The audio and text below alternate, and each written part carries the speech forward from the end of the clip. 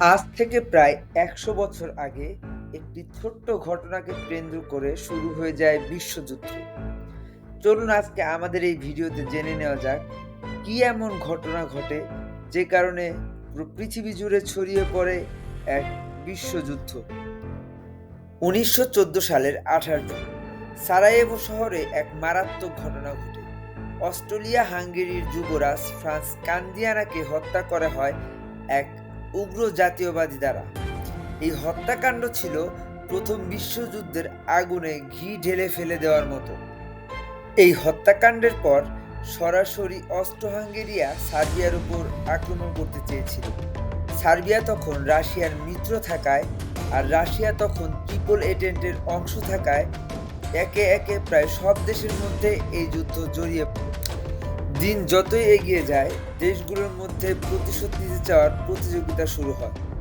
অস্ট্রো-হাঙ্গেরির সার্বিয়ার যুদ্ধ ঘোষণা করল, রাশিয়া তাদের সমর্থন দেয়, আর এরপর ব্রিটেন, ফ্রান্স, জার্মানি, ইতালি একের পর এক দেশ যুদ্ধে জড়িয়ে পড়ে। এটা এমন এক ভয়ানক যুদ্ধ যেটি প্রায় কয়েক বছর ধরে চলছিল, আর প্রায় ১৫ মিলিয়ন মানুষ এই যুদ্ধে মারা যায়। সারা বিশ্বে এই যুদ্ধের ক্ষতচিহ্ন রেখে গিয়েছিল। যুদ্ধ শেষ হতেই নতুন রাজনৈতিক পরিস্থিতির সৃষ্টি হয়। অনেক দেশ ভেঙে যায়, আবার নতুন নতুন রাষ্ট্রের জন্ম হয়। আর এই যুদ্ধের পরিণতিতে পৃথিবী প্রায় এক কথায় বদলে যায়। তবে ১৯১৪ সালের সেই মুহূর্তের ছোট্ট হত্যাকাণ্ডটি থেকেই শুরু হয়েছিল পৃথিবীকে নাড়া দেওয়া এই ভয়াবহ যুদ্ধ, যা ছিল বিশ্বের প্রথম বিশ্বযুদ্ধ। প্রথম বিশ্বযুদ্ধ ছিল ইতিহাসের এক বড় অধ্যায়, যা মানবজাতির জন্য এক ভয়ানক শিক্ষার মতো। এই যুদ্ধের পরিণতির মাধ্যমে আমরা বুঝতে পারি যে শান্তি এবং সহযোগিতা ছাড়া কোনো জাতির ভবিষ্যৎ নিরাপদ হতে পারে না।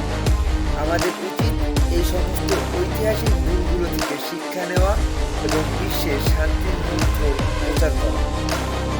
আমার এই ভিডিওটি যদি আপনাদের ভালো লেগে থাকে তবে আমাদের যেখানে লুকিয়ে আছে হাজারো সমাধানহীন প্রশ্ন, বিস্ময়কর সত্য এবং অবিশ্বাস্য ঘটনা প্রবাহ। তো কথা না বাড়িয়ে চলুন শুরু করা যাক অজানা